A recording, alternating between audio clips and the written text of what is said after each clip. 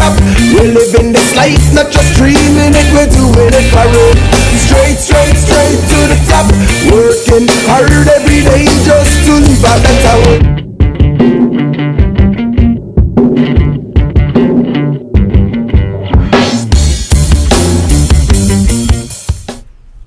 All right, welcome back to Long Island's #1 pro wrestling broadcast. Monty and Afaro, only seen here live out of Village Connection Radio, here out of Rockstar Studios in Huntington, New York, on a special Sunday edition. Jim Savali, how you feeling at the board? What up, brother?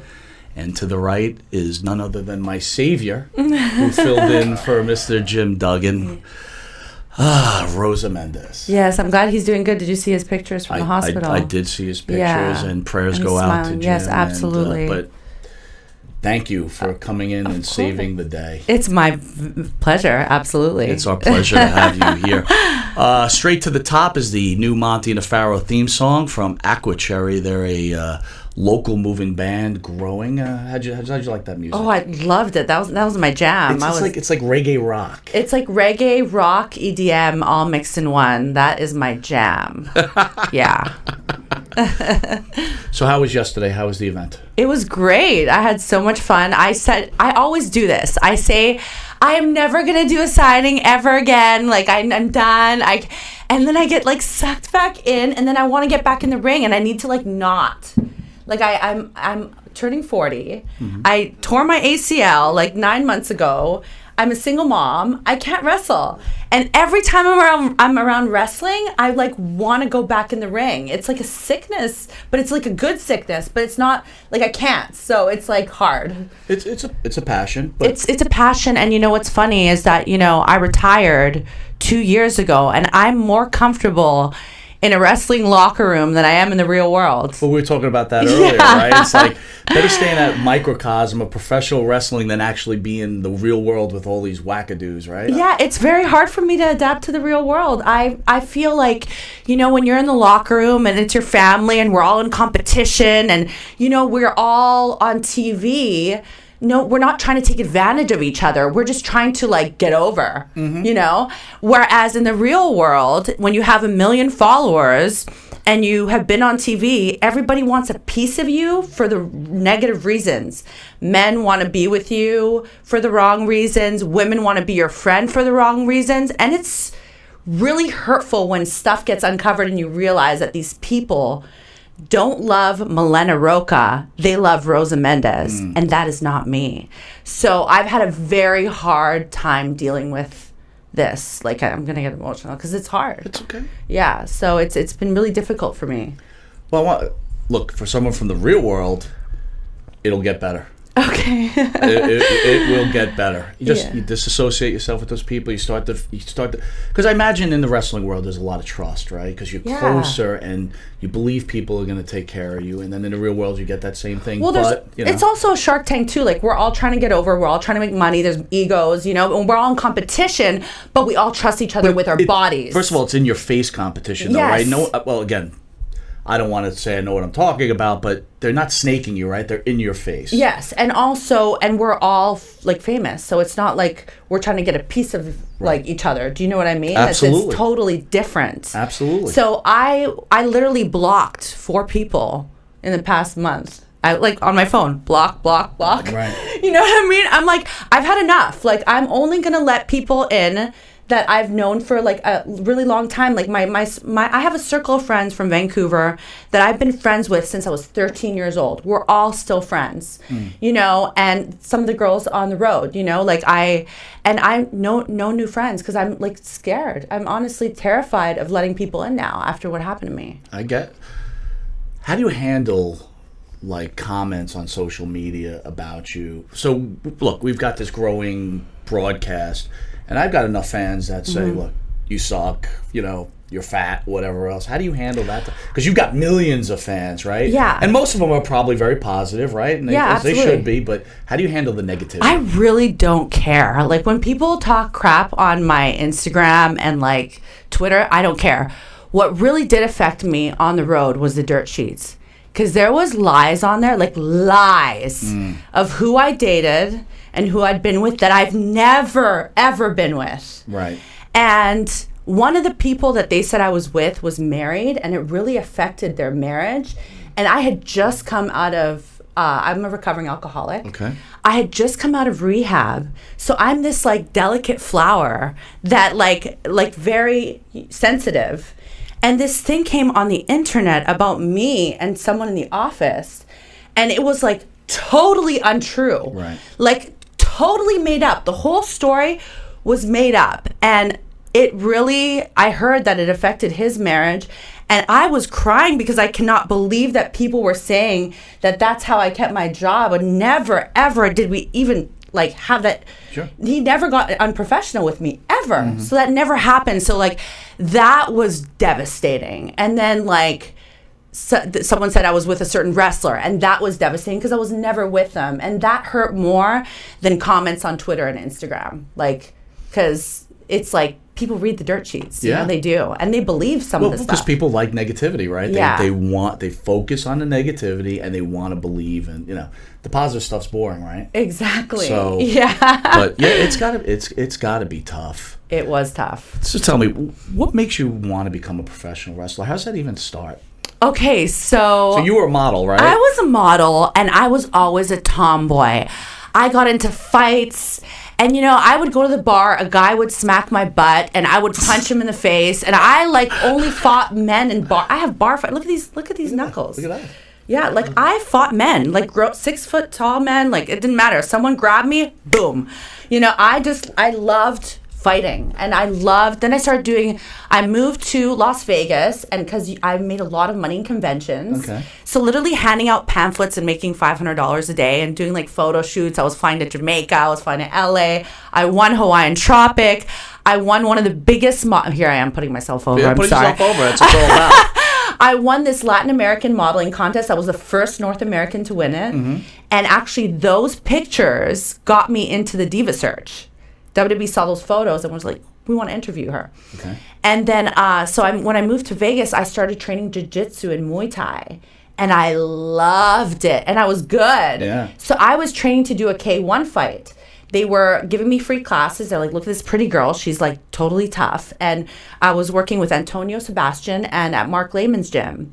And so I was training every day, twice a day. And then on my days off, I would be doing conventions and modeling and stuff. So then one of my bookers is like, hey, there's a Diva Search. And I'm like, wait a second. I would love Trish Stratus. She was my idol. I followed her from the fitness industry to wrestling. I'm like, wait a second, I could become a wrestler? And he's like, yeah, there's a Diva Search, but thousands of girls are entering. You're probably not going to get it. And I'm like, I want to try. So I sent in a video and pictures, and they loved me. So they flew down and did a live interview, and I had just finished a photo shoot, so I'm all tanned up, oiled up, and I was telling them how I'm this really tough chick, and I would make them a lot of money, And then I flew to LA, and there was hundreds of girls in this room, and everybody was dressed in dresses and tutus, and I was wearing a tank top, not a backwards hat. I was wearing a beanie and army shorts. And I looked like I was a tomboy, you know what I mean? And I'm like, oh goodness, this is not my kind of crew here. I'm not going to make it.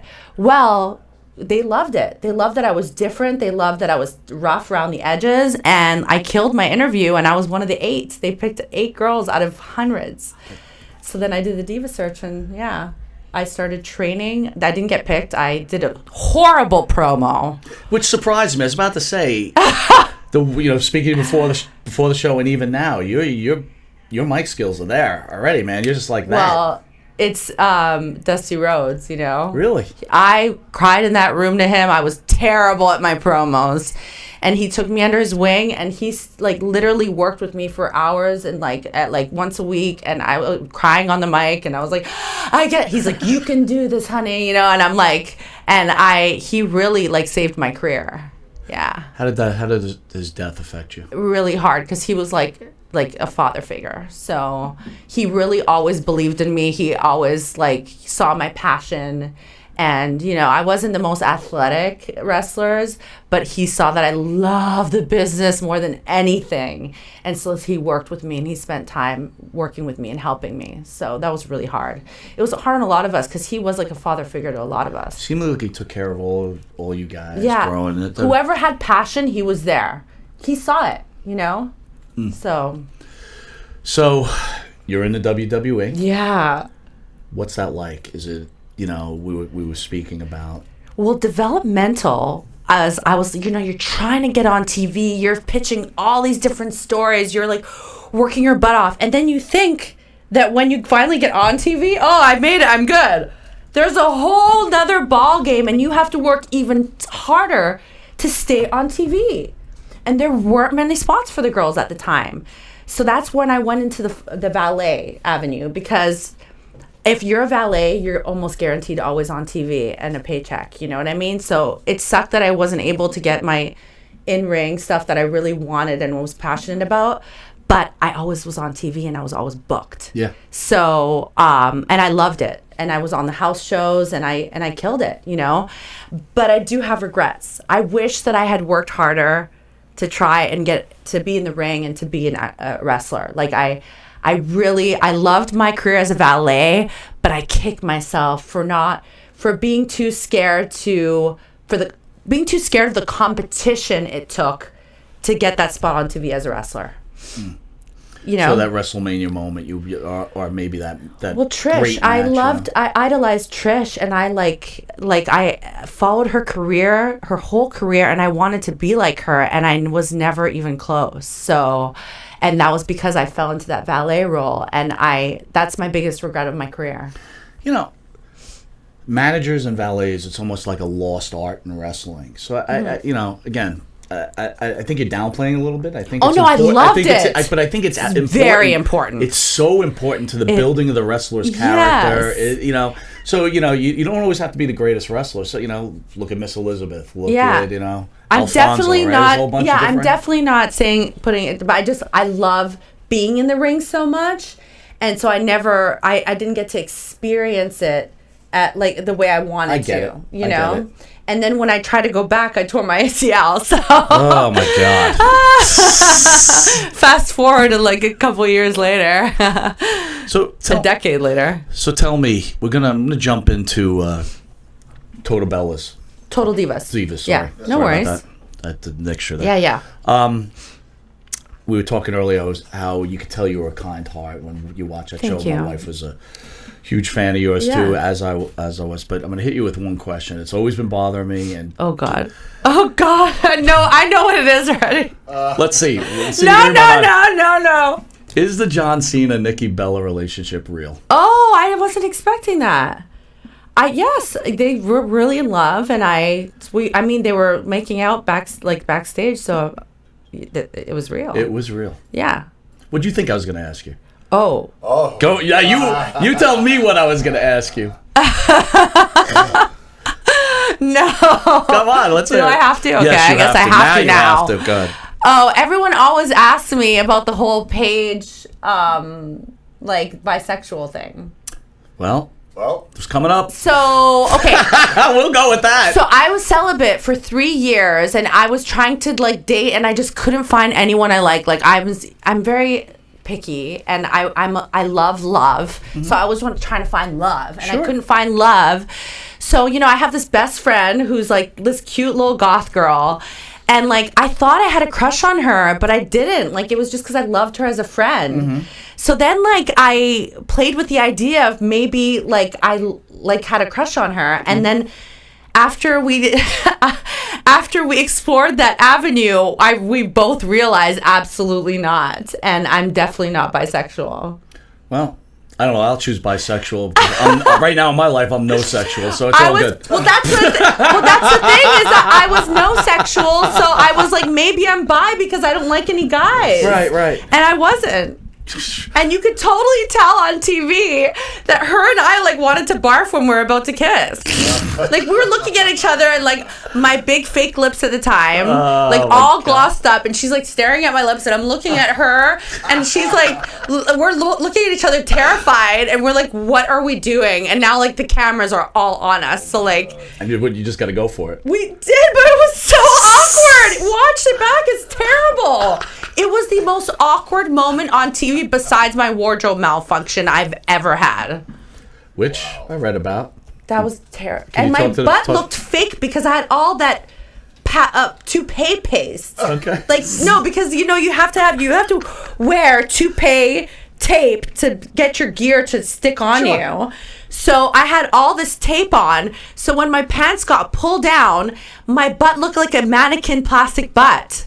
It looked like a fake butt. Oh, man. Yeah, and I mean, it looked fine and all, but I just can't. No, but the worst part was that the office thought we did it on purpose. Really? And I'm like, I'm like, Mark, it's Chrono. I'm like, I was bawling. I'm like, I didn't do it on purpose. Like, so I thought that I took a great bump. Right. So that's why everyone popped. So you're like, oh, it's coming. My little crack showed. I didn't feel the whole thing go down. Sure. I wasn't wearing underwear. Like, so then I hear this like, Rah! And I'm like, oh, listen to that pop. I'm like, oh, we got him. And then I get backstage and I'm getting screamed at. Everyone's red. I'm not going to mention names. Everyone's red with their veins, like, yeah. And I was like, oh. And then I start bawling because they said your whole ass was on TV, and I was like, oh, that's and terrible. It was terrible. And then she got in really big trouble. Layla got in trouble, and I was like, Layla, I didn't think it was her fault. Right. Like it was just her. Happened. She pulled, she pulled down instead of out. Did you ever talk to Junior, Vince McMahon Jr.? Did he ever make contact with you? I said hi to him. Yeah. Yeah, like so you just dealt with Mark all the time. Mark and at times like Vince. We see how everyone Triple H. Like I just thought maybe after that whole thing, Vince might have called you in his office. Oh no! I was so scared. Like I was in. Like they were really upset. Yeah. Like they were really mad. And if it had happened on purpose, I would have been fined. But like I was not trying to get my butt on TV. No, like right. I like not. That would have been a bad career move, though. Oh right? my goodness, no! And it's all over the internet. It's mortifying. Oh boy! All right, I'm going to bring this down a little bit. Yeah. You're a survivor of domestic abuse, right? Yeah. Can you talk about that at all? And you don't have to. It's fine. I can. I feel like, I got into relationships with and I hear this, it happens a lot where women, they attract the same guy and then it happens. But I feel like it's all about insecurities and trauma. And I feel like women get caught into that position where they feel as though they kind of deserve it in a sense. And they stay, And so, when it first happened to me, I was 17 years old and I was with someone for 7 years. And, and I came to think it was normal, And then the second relationship I was in, so it became like a norm, And then the third relationship I was in, I just fought back. Really? Oh yeah. Good for you. And I felt like he could have charged me because I was like literally beating the crap out of this guy too. So I feel as though that's why I went celibate for 3.5 years. And when I met my daughter's father, I was celibate for 3.5 years. I found myself. I went to rehab. I really realized my self-worth, and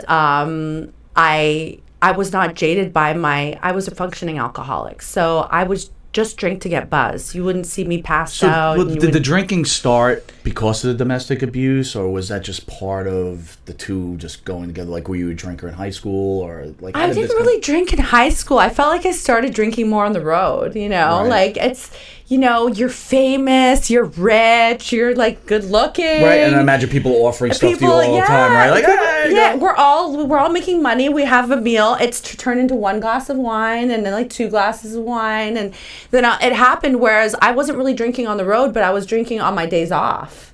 You know, like I would go out with my friend for lunch, and I would have my glass of wine, and I would go to the gym, and I'd work out after. Like I was a functioning alcoholic. And so I feel like when you drink like that, you start to get very depressed and down on yourself, and you feel guilt and you feel shameful. And I really found my Savior, Lord, and Jesus Christ, because made my faith really pulled me out of my alcoholism. I realized I wasn't shameful of anything. I just had to get right with God, you know, and I made huge changes in my life. I changed my phone number. I stopped hanging out with the partiers. I stopped dating completely. And that's when I met the love of my life at the time, Bobby Shabinsky, and we had this beautiful child. But we had our differences in religion. And so, you know, at the time when we didn't have a kid, we were able to accept the fact that he was not religious and I'm religious, and it was fine. But once we had a child, it was very hard for us to get on the same page with the religion. Right. And I love him. I'll always love him. And I feel like he has love for me as well. But because of the religion, it's this is a big gap, and we just can't get on the same page ever. So, but we have this great co-parenting relationship. Like, our daughter is amazing. He lives in California. We're out there all the time. He comes to Pittsburgh. Like, we make it work. And my daughter is like the happiest little girl ever. And so we come from a broken home, but it's not broken to her, you know? And I stayed single for 20 months before I started dating. And then I actually now stopped dating because I was craving to be a family. So like I was dating to find a person to be a stepfather for my kid. And then when they weren't the right stepfather figure, I was like disappointed, and it made me sad about being in a broken home. So I found that now, like, you know, I dated 2 different guys after 20 months of being single, and I was trying to force the fact of me trying to fall in love with them, and I wasn't in love. So now I realize no relationships, focus on my daughter. I have a great co-parenting relationship with my ex, and just live life and work hard. And just, for me, like, going to church really actually helped me through my separation, and to stop dating and kind of figure things out, you know what I mean? And then when the right person comes along, then I will accept them. But for now, I like being a single mom and just focusing on her and having a good relationship with my ex and his family. I just gotta say this: you were blowing me away. Are you serious? You were blowing. Sorry, that was really. I'm talking. a lot. You're a pretty special person. I'm really. Thank you. I'm really taken aback a little bit. Oh, thank you. Thank you so much. Let's talk about your daughter a little bit. Single mom. Jordan Shabinsky. She is like literally a mini me, and I'm already like doing media training with her. So like, she takes dance, and I'm already teaching her. Like, I interview her. I'm like, so I feel like you had a really passionate, intense dance today, and she's like, it was so passionate, Mommy, that I had happy tears, Mama. I had happy tears. And I was like, so you really felt the music. So I'm already giving her media training. She's 3.5 years old, and she's getting media training. So this little girl is like, she's my best friend. Yeah. And she's brilliant. And I know a lot of parents say, oh, my kid's the smartest and the best. But I have really long conversations with her, and she's great. She's literally has the best parts of me and Bobby all bundled in one human, you know? Yeah. And it's just wonderful to see. So in raising your daughter, we were talking earlier, tell me about your parents, how you grew up, and how you're using that to raise your child right now. So my mom raised me till I was 9, and my mom, I'm half Costa Rican and half Czech. So my parents are very polar opposites. My mom comes from poverty, and we have a huge family in Costa Rica, and my mom was the only one with an education and that could make money and work. My dad is upper middle class, and he's from Czech Republic. He came to Vancouver with $5, and he was very successful in everything in his work. He had great work ethic. I feel like that's where I got it from, you know. But my mom raised me till I was 9, and then she had to go back to take care of my family and leave. So my dad raised me from 9, single father onward, the teenage years, the first period, all training bra, my poor father. I can't even imagine that conversation. Oh, I was like, Tata, I call him Tata, I need an over-the-shoulder boulder holder. And he went to the store and he told the woman that because he thought it was a brand. Right. And he's like, I tried to get you an over-the-shoulder boulder holder, and the lady said they don't make it. I go, Tata, that's a joke. And he was trying to get me a training bra because I was too embarrassed to get myself a training bra. Over-the-shoulder boulder holder. Jim, you're thinking what you're looking forward to. Jim has a young child, too, so... Do they say that? Training bra over the shoulder? No, not yet. That was that was probably back in my day. How was it growing up without a mother, though? It was actually really, really hard, but I feel like my father instilled in me the things that I needed for the WWE. Like, he was very strict. Okay. Eastern European, very cold, very honest.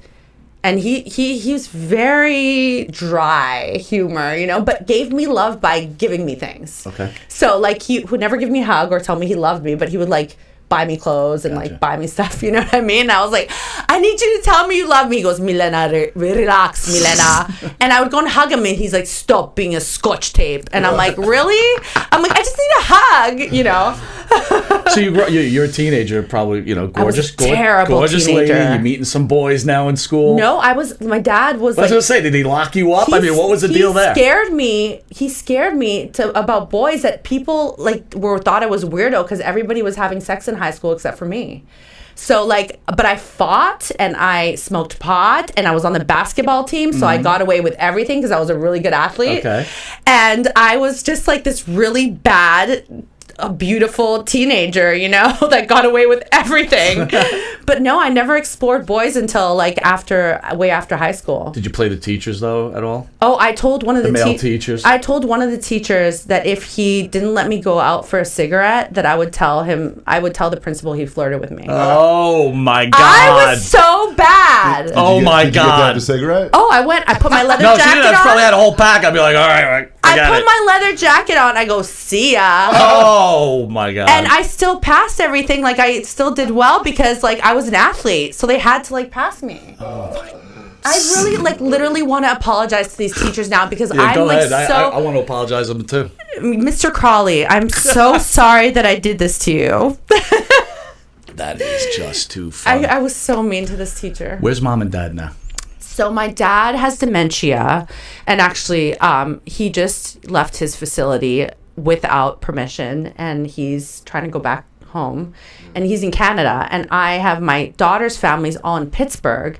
So and I'm a single mom, so I'm really caught between a rock, stuck between a rock and a hard place because I want to take care of my dad, but then I have my daughter. It's just been really hard. So we're hiring a nurse to go to the apartment every day to check on him. Right. Dementia is really difficult because he'll have spells where he's totally normal and can think properly, and then moments where he just doesn't understand anything, and that's what's scary. Like, he could start cooking and forget about the pot on the, you know what I mean? So, like, I'm really, you know, I'm here, and I'm calling, the facility's calling me every day. They're checking on him. The police go and check on him. So I'm at that stage right now. My mom is in Costa Rica. She lives on the beach in a little cottage with no air conditioning, but it's like paradise. Okay. Monkeys swing on the trees in her backyard. Really? Yeah, she's married to an amazing man, American man from California, and they have this beautiful life in Costa Rica. I'm actually going to go there for my 40th birthday. Oh. So yeah, my friends like plan this Vegas trip, and I'm like, I'd rather chop my arms off than go to Vegas on my 40th birthday. I'm going to lay on a beach by myself with my mother and just chill. Oh, that's great. I need to chill. A lot of stuff has happened this month. Yeah. So. You want to fill me in what's happened this month? I got hacked.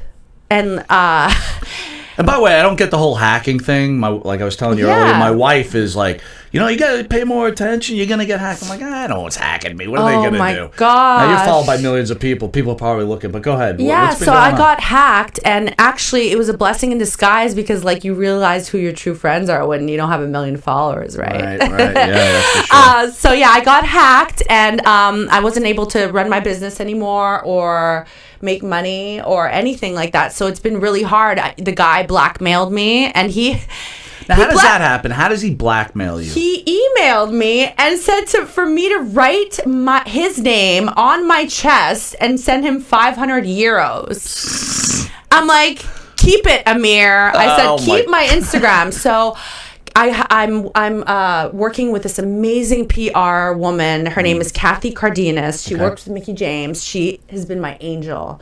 So she hired this woman, Wendy Shepard, who is helping me get my Instagram back. Okay. And also, I have a new business venture, which I cannot talk about yet because I'm not the ambassador for it yet. Okay. But it's really big, and it's a new kind of fitness thing that's going on. It's been around for only a couple of years. It's new. It's fresh, and women are losing weight everywhere. Moms, and it's fun, and it's so positive, and it's very empowering. So I'm gonna go for training October 3rd, and after that, if they like how I perform, I'm gonna be an ambassador for them. That's fantastic. And run workouts. And the main thing I want to do is a charity workout and donate the money for women's health research. So that's one of my goals. So yeah, wow, I have that coming up. So there is life after wrestling, right? It's not such a bad deal. Yes, there is life after wrestling. You just need to be careful who you bring close to you, and when you're new out in this real world, you gotta be very careful. Well, have your wrestling family disappointed you? Is there people in your wrestling family have disappointed you? You know what? No, like my wrestling family checks in on me. I just got a text from Foxy. I talked to Natty. The Bellas check in here and there. Like those girls are like, they really are like my sisters, and I respect them. And the fact is these girls are beautiful, but they work hard, and they like bust their butts. And I love that. They didn't think that, they just need to be pretty and they're going to make it. Like, these girls work their butts off. Like, Natty works all of them. I have the utmost respect for these women, and I'm so, like, literally honored and grateful that I still have these women in my life. I was going to say that, you were part of the gateway to this, too. You have an integral part in it, right? Mm-hmm. You were in the WWE for, what, 8 or 9 years? 11 years. 11 I had my baby on TV. There you go. So you were 11 years in the biggest wrestling organization in history. It's wonderful. Right? And now, listen, the women own the show. Yeah. I was telling you earlier, I'm not the biggest wrestling fan anymore. I am, Jim could tell you, huge fan of the women's division. Yeah. I haven't been able to. I have not watched WWE since my injury because I'm too hurt to watch it. Really? And then my friend Bill told me of what's going on in the women's division, and I just saw a promo that Becky Lynch did, and she is like unreal, like just amazing, like the it factor, and I'm just blown away. So I'm gonna start watching again because I saw her promo and I was like completely in, like the man, like that is just, she's incredible. Did you have a relationship with Becky at all? Yes, I loved her. How was that relationship? She's great. I haven't talked to her. I actually lost touch with her. Maybe it's been 7 months since I've connected with her. But now I watch this promo and I want to text her and be like, "Your girl, like you are killing it, and I'm so proud of you." And the character is completely different than what anyone's ever done. Wow. And I love it. I love it. On the WWE Network, Chronicles, Sasha Banks, she's made a return. Incredible documentary. Yes. Again, I recommend it to all the fans out there. If you haven't seen it yet. It's unbelievable. Okay, I'm going to watch it.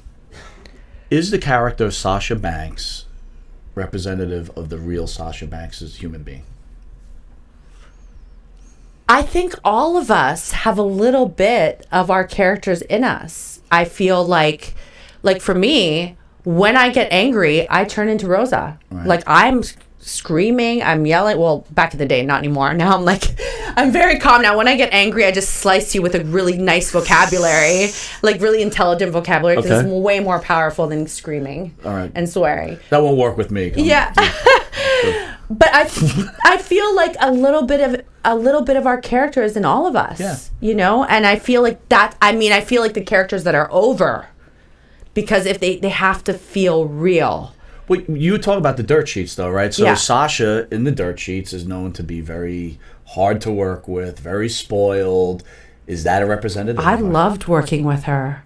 I absolutely loved, and I love the way she wrestles. I mean, I've known her since FCW. Like, I've worked with her since she was a kid. And I've had the utmost respect for her. She always worked very hard. She was very easy in the ring. She was great in the ring when I was wrestling her. And I don't, that absolutely not difficult to work with at all. I would keep it real with you too. How about my favorite, Alexa Bliss? What do you think? Oh, I love this woman. So when I came back after having the baby, okay, I went in the ring at 4 months after having the baby. Okay, so like I'm fat. I'm like could barely move around. I'm Right. like just I had muffin top. Like I'm wearing this gear, and she got in the ring with me and she rolled in the ring with me, and I didn't know she was about to debut. She took bumps for me before her debut. Wow. And we rolled around for like 3 hours, and she did that for me, and I had not been in the ring for about a year and a half. And so I actually never got to thank her really for that moment, because she literally debuted 2 weeks later. And I'm like, you took bumps for me knowing that you were going to debut, and you got into the ring with me being green because I just had a kid. Right. And risked your body for me. And I thought that was very giving. It was wonderful. I gotta tell you, I gotta become a professional wrestler. I need friends like this. I have no friends, so. Well, Thanks, I'm a bro. really good friend. I can be your friend. All right, please, because Yeah, I you and your got wife. one friend. Thanks, This bro. guy over here, and that guy back there. Yeah. He's a good friend. All right, so put you on the spot. Is there anyone you didn't get along with?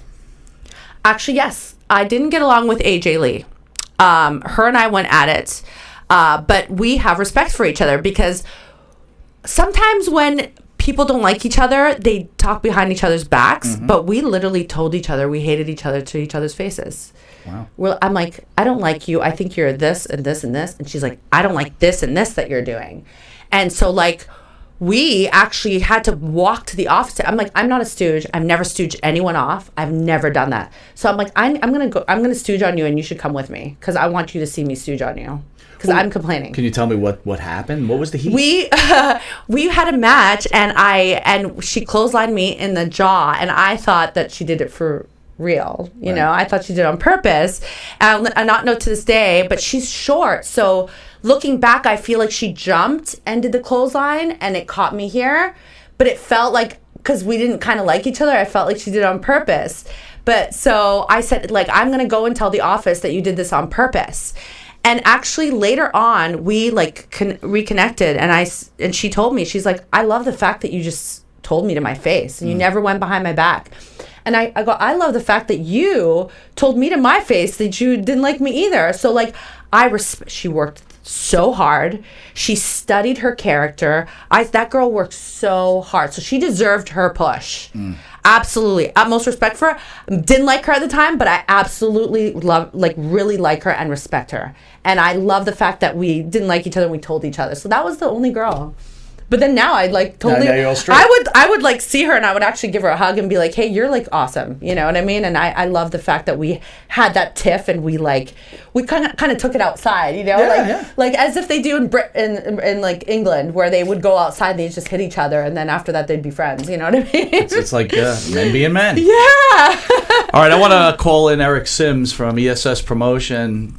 Eric is a longtime friend of the station. You know Eric? Yes, I do. All right, so what was your first experience with Eric Sims? Okay, so last night. Wait, this is your first time meeting each other last night? First time meeting each other, and he Okay. goes, "Oh, I'm hot. My blood is boiling.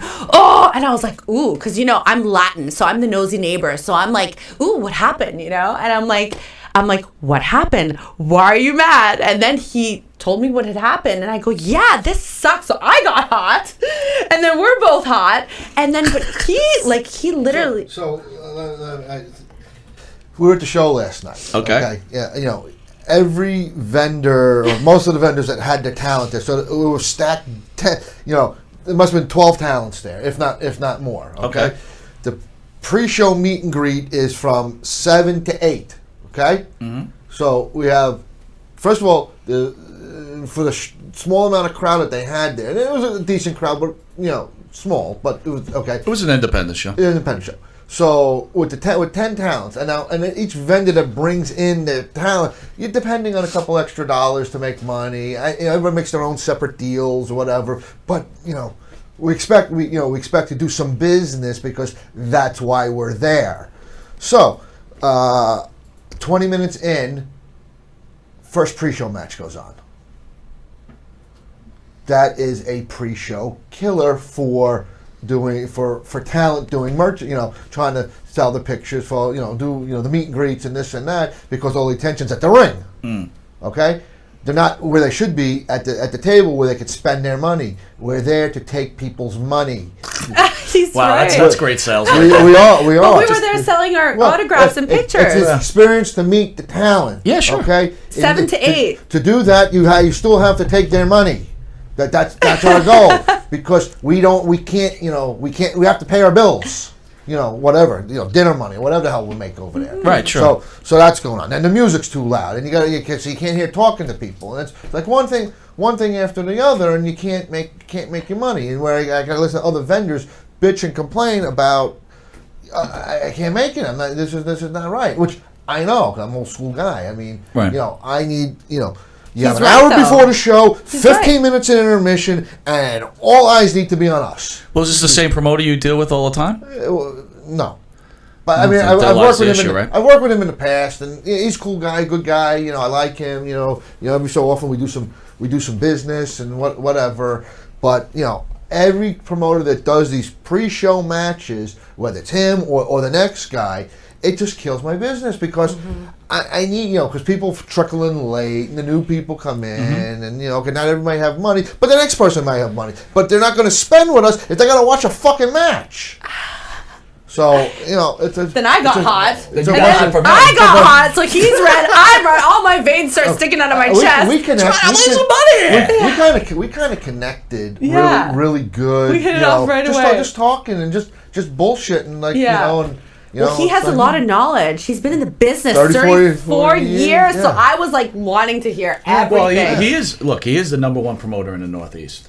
That's no bullshit. I mean, a lot of people hate him. I get it, but Oh, you're great. I can't see how anybody would hate you. oh no, trust me. I literally get stories. Literally, I want to be a fly on the wall to hear some of the stories that he's been through on the road back in the day. Like, are you kidding Just me? go to YouTube. History's right Go to there. YouTube, search Luna Vachon and Eric Sims. That'll That'll give you the answer right there. she's actually at the show. That'll give you right. Because Give it not all spending enough right money. there. They didn't pay her enough attention or whatever. Speaking of that, right? So Yeah. Mark's in the business. Yeah. What's your feeling on that? Does it make you uncomfortable? No, I'm a mark.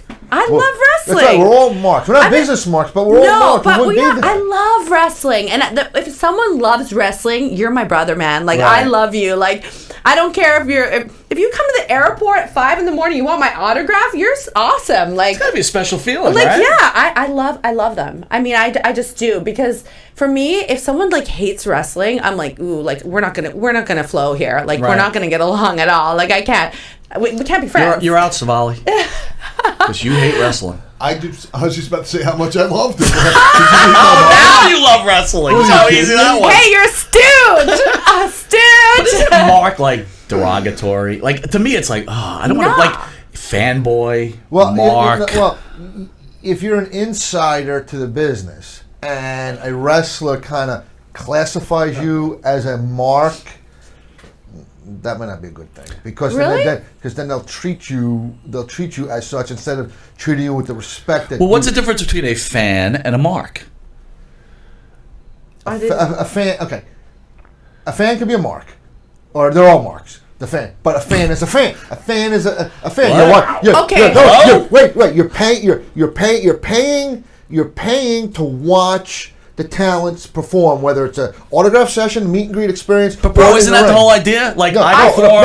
Someone wants to pay. Yes, no, but you're correct. But if a wrestler thinks an insider, like the agent or someone on the inside working, is a mark, they're going to treat you different. Because they don't think you're a businessman. It's almost like it's almost a sign of not having respect for you. They may have respect for you, but they kind of don't have respect because if they truly had respect for you, even though you are a mark or whatever, acting not according to the quote, the code, they're gonna treat you differently and then try to work you for more money, try to treat you differently, try to hold you up. Hold on, I want to see the counterpoint here. Yeah. The Carney definition of a mark, correct me if I'm wrong, is it someone that gets tricked into thinking that the work is real? So that's actually the definition of a mark, right? Yeah. So I feel like if I am able to have a match and with someone that people think I kind of have a beef, let's say me and AJ have a match. Mm-hmm. We kind of have a beef,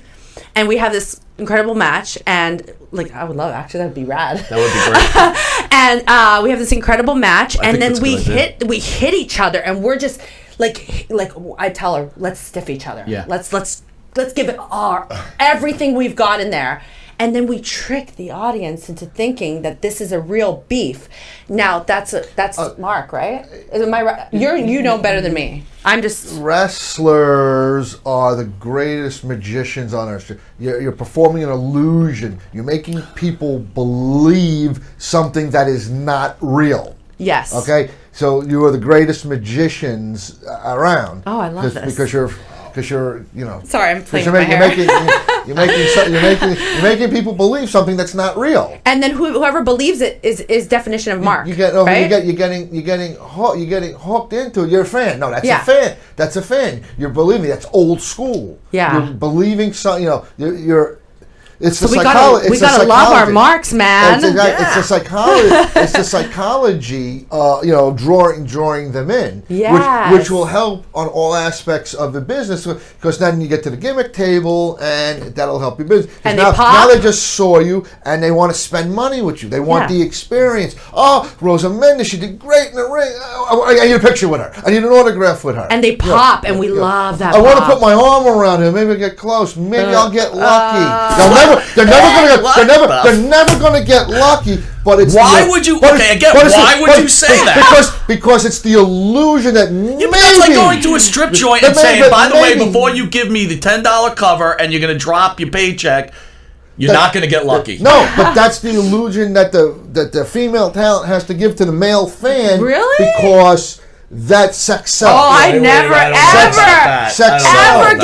never ever have given the illusion to a mark or a fan that I was actually like interested. No, and that's right. No, and that's fine. But they don't know that. You think so? I think it's on the other hand. They don't. Listen, I think when it's even about you being famous. The side hug? You're in a bar. Well, that's the other thing too. You can always judge by that. Can I have a hug? Sure. Okay, fine. Your breath smells like shit. Go ahead. I'll use you as an example. You're a beautiful woman. You're stacked just right. People are looking at that. Oh my God. People are looking at that. It's the illusion of I want to have. I want that.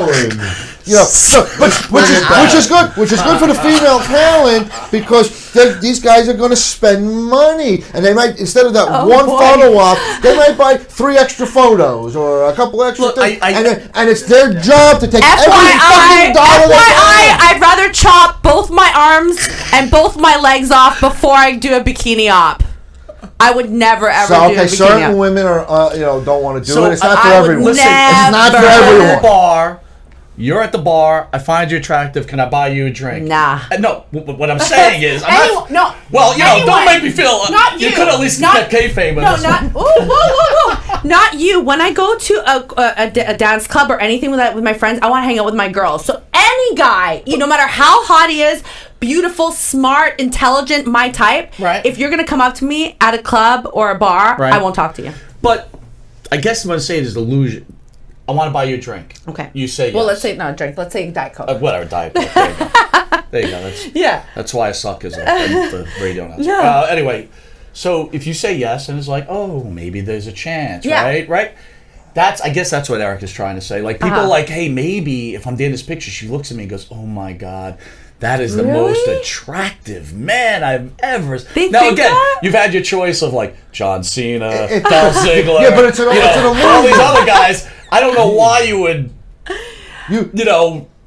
Jimmy John who comes for a picture and I thinks don't he know. has a chance. Can but I correct you guys? Go ahead. I feel like they just want to get close to us. I don't think they have a chance to date us ever. I don't think they want to I date think they you. want to smell our perfume. They want to look at our skin and look at our. Savali, weigh in. What do you think? They just want to bang and get out of there. They don't want to fucking There's date you. That's the ever- illusion that they want. Nah, I don't believe it. What about the illusion when it's a male wrestler? They want to do the same thing. Maybe with the females. Not with the males? No, Not possible? What about the male marks? How do they look at the male?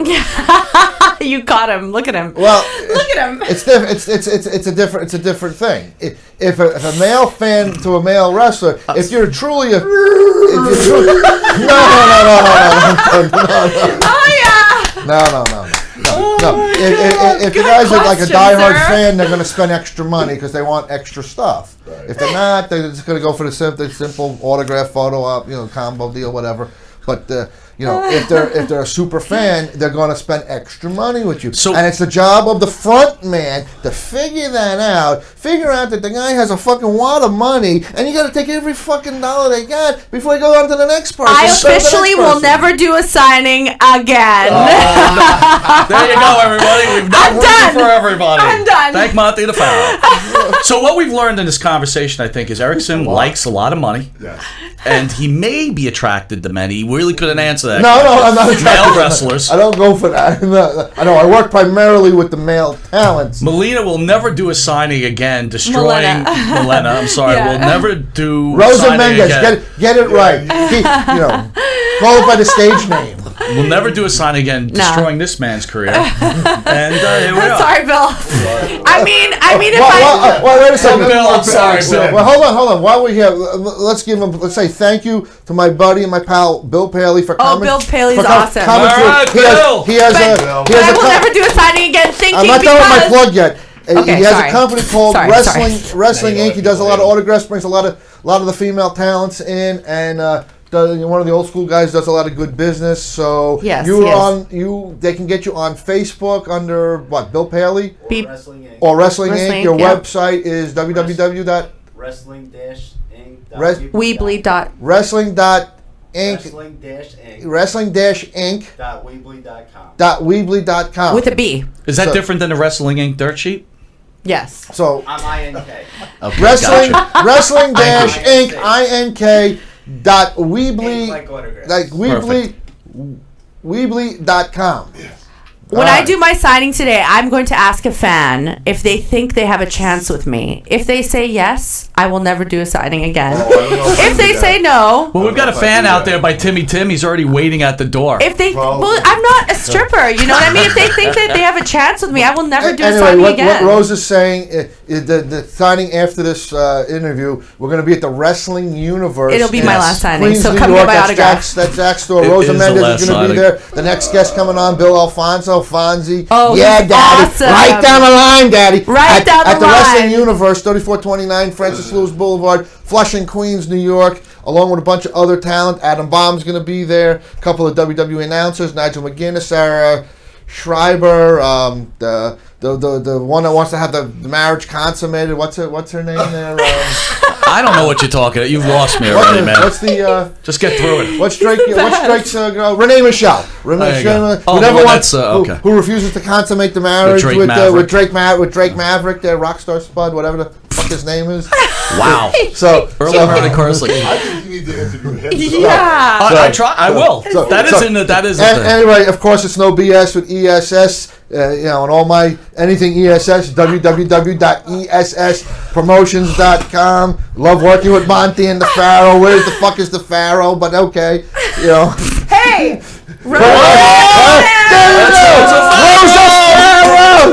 The Pharaoh has it on. All right, ESSpromotions.com. No BS with ESS. Business and success end in ESS, and let's all have a sensational day. I want to thank Rosa Mendes for you.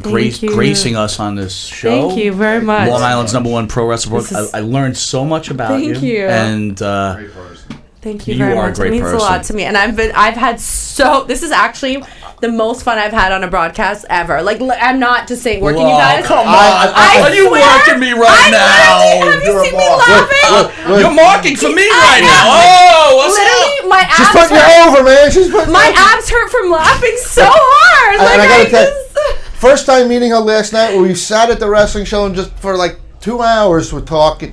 Just About to life, of yeah. life, not wrestling so much, but life. And then we went to the dinner together with me and Bill. All of us went to dinner. And Bill and They me put and too me much and Fonzie. dressing in his Dude. rap. Oh yeah, You're on in the next show. Let's get, we're good to go. So I'm very happy. Anyway, I met her. yes, I met her. yeah. Thank and we you for connected. coming. Yes, me too. I really find you to be a special person, Thank you. and what an honor to have Thank you you. on our It's show. an honor to be here. Thank you. Thank Seriously. you. And again, catch Rosa. She's going to Queens in about 5 minutes.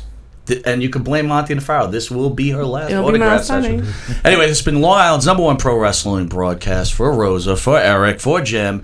My name's Mike Monty. We'll see you in about 10 minutes with Bill Alfonso. Woo! Have a good one.